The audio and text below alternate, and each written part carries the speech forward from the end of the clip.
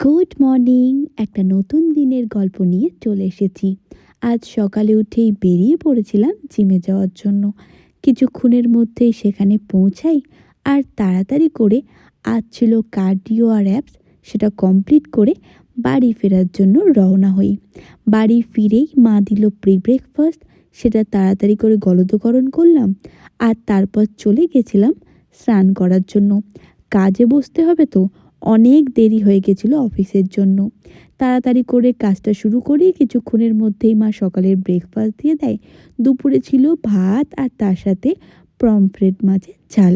আজ বাজারে গিয়ে এটাই কিনে নিয়ে এসেছিলাম। মাকে বললাম রাতে কিছু ডিনার করব না, তুমি আমাকে একটু পাস্তা করে দাও। এটা মা করে দিয়েছিল। এইভাবেই আজকে দিনটা কাটাই। আমার এই ধরনের ভিডিও ভালো লাগলে ভিডিওটা লাইক শেয়ার করে আমার নতুন চ্যানেলটি সাবস্ক্রাইব করে পাশে থেকেও ভালোবাসা দিও। Thank you.